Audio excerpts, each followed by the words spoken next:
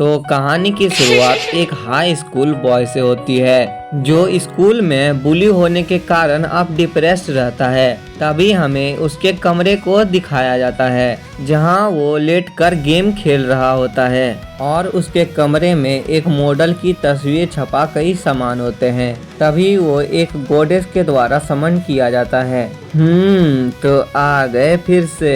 तो आज हम एक न्यू कहानी की स्टार्टिंग करने वाले हैं कि कैसे एक लड़का दूसरी दुनिया में जाकर डीमन लॉर्ड बनता है, जो उसे बताती है कि तुम्हें दूसरी दुनिया में रीइंकार्नेटेड होने के लिए चुना गया है और तुम्हें मैं एक ऐसी दुनिया में भेज रही हूँ जहाँ मैजिक ही सब कुछ है। उसे गॉडेस ने ओवर पावर मैजिक के साथ उसे उस दुनिया के बारे में कुछ जानकारी हो, इसलिए उसे एक बच्चे के रूप में इनकारनेट किया है। तभी वो अपनी पुरानी लाइफ के बारे में सोचने लगता है कि कैसे वो पूरा समय बिस्तर पर पड़ा रहता था और पूरा समय सिर्फ गेम खेलता था। यार मैंने अभी तक जितने भी इसेकाई एनिमे देखे हैं उन सभी में जो हमारा मेन कैरेक्टर होता है वो हमेशा टट्टी होता है, लेकिन दूसरी दुनिया में जाकर वो बहुत ज्यादा पावरफुल हो जाता है। और तभी हमें एक किले को दिखाया जाता है और सीन चेंज हो जाता है और हमें एक बच्चे को दिखाया जाता है जो अभी तुरंत ही पैदा हुआ था। वो और कोई नहीं हमारा मेन कैरेक्टर है और हमें बताया जाता है कि वो इस जन्म में एक राजा का बेटा है। और तभी सीन चेंज हो जाता है और हमें एक आदमी को दिखाया जाता है जो हाथ में अपने क्रिस्टल बॉल पकड़े हुए होता है।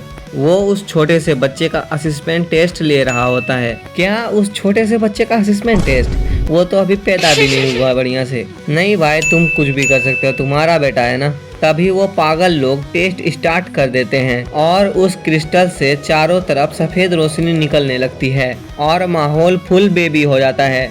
लेकिन इतना इफेक्ट दिखाने का कोई फायदा नहीं होता है क्योंकि उसकी लेवल केवल 2 होती है। ये जानकर वो बहुत ज्यादा हैरान हो जाते हैं कि एक महान प्रिंसेस और एक राजा का बेटा इतना कमजोर कैसे हो सकता है। तभी वो दोनों एक ही साथ बोलते हैं कि सबको ये बताते हैं कि बच्चा पैदा होने के तुरंत ही बाद मारा गया, जिससे हमारी रेपुटेशन को कोई हानि नहीं होगी। यही खबर पूरी कैपिटल में फैल जाती है या यूं कहूँ फैला दी जाती है और वो गॉडेस ये सारी बातें देखकर बहुत ज्यादा परेशान हो जाती है और दूसरी गॉडेस से कहती है कि उसका लेवल 1002 है क्योंकि इंसान केवल 3 अंक तक ही मैजिकल पावर्स को मेजर कर सकते हैं, इसलिए उसका लेवल क्रिस्टल में 2 दिखाई दे रहा है। और तभी सीन चेंज हो जाता है और हमें एक फॉरेस्ट का सीन दिखाया जाता है जहां उस छोटे बच्चे को उस खतरनाक फॉरेस्ट में मरने के लिए छोड़ दिया गया है।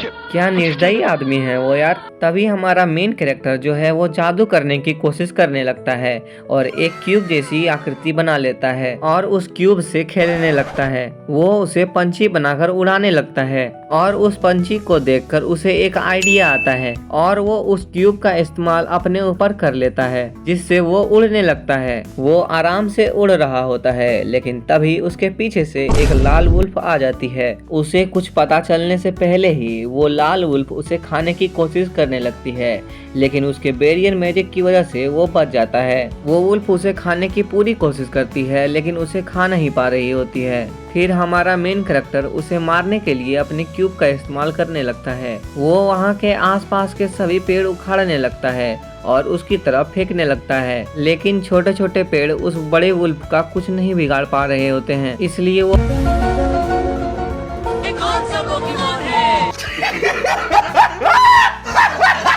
अपने मैजिक से एक पहाड़ को ही उखाड़ लेता है और उसकी तरफ फेंकने वाला ही होता है, लेकिन तभी वो सरेंडर कर देती है और उसे रुकने के लिए कहती है। फिर सीन चेंज हो जाता है और वो वुल्फ बताना स्टार्ट करती है कि उसने आज बहुत ज्यादा ही अपना मैजिकल पावर इस्तेमाल कर लिया था, जिसके कारण वो बहुत ज्यादा थक गई थी और वो कहती है कि मैं तुम्हें खाकर अपना माना स्टोर करना चाहती थी। और तभी हमारा मेन कैरेक्टर अपने बारे में बताना स्टार्ट करता है कि उसका नाम हारुतो है और वो एक किंगडम का राजकुमार है, लेकिन कम मैजिक पावर होने की वजह से उसे उस किंगडम से निकाल दिया गया है और उसे इस जंगल में मरने के लिए छोड़ दिया गया है। लेकिन वो वुल्फ उसकी मैजिकल पावर देख लेती है और देखकर डर जाती है और उसे इस एरा का डीमन लॉर्ड समझने लगती है और वो कहती है कि मैं हार मानती हूँ, अब तुम मुझे मार सकते हो। लेकिन वो कहता है कि इसकी कोई जरूरत नहीं है और वो वहाँ से जाने लगता है। तभी वो वुल्फ उसे रोक कर कहती है कि आज से आप मेरे मास्टर हैं और और आपने मुझे एक नाम दिया है जिससे हमारे बीच एक कॉन्ट्रैक्ट साइन हो गई है। फिर ज्यादा मैजिकल पावर इस्तेमाल करने की वजह से वो नीचे गिर जाता है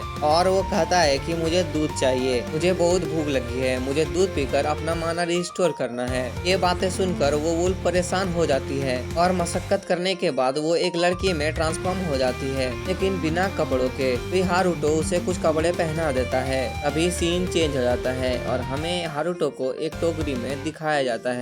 भी वो वुल्फ एक आवाज सुन लेती है जो एक इंसान की आवाज होती है और वो वहाँ आकर कहता है कि मैं इस छोटे बच्चे को घर ले जाने आया हूँ। लेकिन वो वुल्फ इस बात को मानने से इनकार कर देती है और कहती है कि ये मेरे मास्टर हैं, आप इसे नहीं ले जा सकते। ये सुनकर वो आदमी अपना सबसे बड़ा हथियार निकाल लेता है जो दूध होता है और वो कहता है कि तुम इसे पालोगी कैसे, तुम्हारे पास तो दूध नहीं है। और वो आदमी बताता है कि मेरा भी एक बेटा था जो इस दुनिया में आने से पहले ही मारा गया, इसलिए मैं इसे बचाऊंगा जिसे इसकी फैमिली ने मैजिकल पावर कम होने की वजह से छोड़ दिया। वो वुल्फ कहती है कि स्टार्टिंग में तो हमें लगा था कि ये राजा के द्वारा भेजा गया कोई दूत है, लेकिन इसकी स्टोरी सुनने के बाद तो मुझे भी रोना आ गया। और वो एक दूसरे से एक डील करते हैं कि वो दोनों मिलकर उसकी परवरिश करेंगे क्योंकि इनमें दोनों का फायदा है।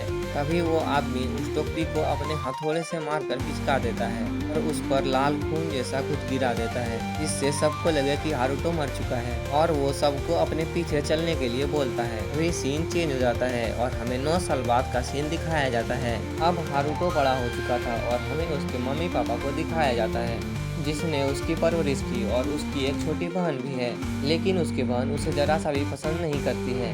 वो उस वुल्फ को ज्यादा पसंद करती है और रोज उसके साथ खेलती है। तभी हमें हारुतो को दिखाया जाता है जो अपनी माँ से बात कर रहा होता है। उसकी माँ उसे बताती है कि तुम अपनी छोटी बहन की चिंता मत करो, वो बहुत ज्यादा साय है और अपने बड़े भाई से बात करना नहीं जानती है। तभी हारुतो अपने मन में गलत चीजें सोचने लगता है कि कहीं उसकी छोटी बहन ये तो जान नहीं गई कि वो एक 30 साल का बूढ़ा इंसान है और वो दूसरी दुनिया से आया है। तभी उसकी माँ कहती है कि तुम्हें अपनी बहन के लिए कुछ ऐसा करना चाहिए जिससे वो तुमसे अच्छी तरह से बात करने लगे और तुम पर ज्यादा भरोसा हो जाए। और सीन चेंज हो जाता है और हमें एक कमरे का सीन दिखाया जाता है जहाँ हारुतो लेटा हुआ होता है और उसके बगल में उसी की तरह दिखने वाला एक पुतला होता है। वो हारुतो ने अपनी मैजिक बैरियर से बनाया था, लेकिन वो पुतला ना ही चल सकता था, ना ही बोल सकता था और ना ही कुछ सुन सकता था। वो कहता है कि ये पुतला तो बिल्कुल यूजलेस है। फिर वो सोचने लगता है कि मैं यहाँ से कैसे निकलूं बिना किसी को तकलीफ पहुँचाए हुए। और वो कहता है कि मैंने इसी कारण से इस पुतले को बनाया था, लेकिन ये पुतला कोई काम का नहीं है। फिर वो उस पुतले का गाल खींच लेता है और सोचने लगता है क्यों ना मैं उस वुल्फ का भी एक पुतला बना लूं और हम दोनों यहाँ से निकल जाए बिना किसी को बताए हुए। और वो बताता है कि वो यहाँ इतने दिनों से इसलिए था क्योंकि उसे दूध की तलाश थी। लेकिन तभी उसके पिता उसे आवाज लगाते हैं और उसे नीचे बुला लेते हैं और सीन चेंज हो जाता है और हमें एक मैदान का सीन दिखाया जाता है जहां हारुतो के पिता तलवार लेकर खड़े हुए होते हैं और उससे कहते हैं कि आज से तुम्हारा तलवार का लेसन स्टार्ट होगा। और तलवारबाजी स्टार्ट करने से पहले वो उससे पूछते हैं कि क्या तुम्हारी रुचि किसी और चीज में है क्या। वो मुस्कुराते हुए कहता है कि मेरी रुचि एंशिएंट मैजिक सीखने में है। और उसके पिता उससे कहते हैं कि मुझे लगा था कि तुम दिन भर सिर्फ कमरे में पड़े रहते हो, लेकिन नहीं, तुम तो कुछ काम भी कर रहे थे। लेकिन तुम्हारे जैसे कम मैजिकल एनर्जी वाले लोगों को तलवारबाजी सीखना ही चाहिए। वो उसकी तरफ एक तलवार फेंक देते हैं और कहते हैं कि तुम मुझ पर वार करो। वो अपने मैजिक से अपनी स्पीड और स्ट्रेंथ बढ़ा लेता है और अपने पिता पर हमला कर देता है, लेकिन उसके पिता बच जाते हैं। लेकिन वो वहां पर एक बड़ा सा गड्ढा कर देता है और उसकी तलवार टूट जाती है। वो कहता है कि मैंने गलती से अपनी तलवार पर जादू करना भूल ही गया। लेकिन उसके पिता ये सब देखकर बहुत ज्यादा हैरान हो जाते हैं और वो उस पर हमला कर देते हैं, लेकिन नारुतो आसमान में उड़कर बच जाता है। और उसके पिता मन ही मन में कहते हैं कि ये काम किसी 2 लेवल वाले का नहीं है। लेकिन ये सारी चीजें उसकी छोटी बहन देख लेती है जो पिलर के पीछे खड़ी हुई होती है।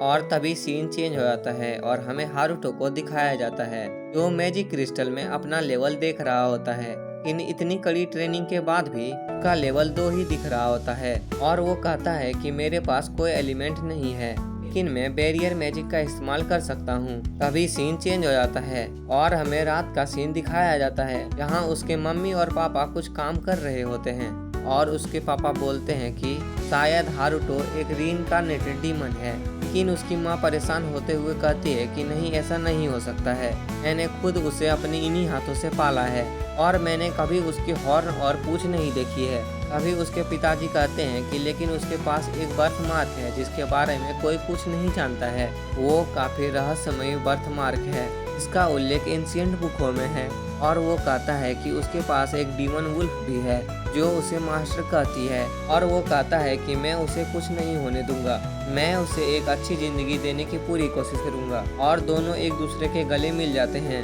और ये सारी बातें उसकी छोटी बहन सुन लेती है और वो कहती है कि हारुतो एक डीमन नहीं है, लेकिन वो थोड़ा सा अलग जरूर है।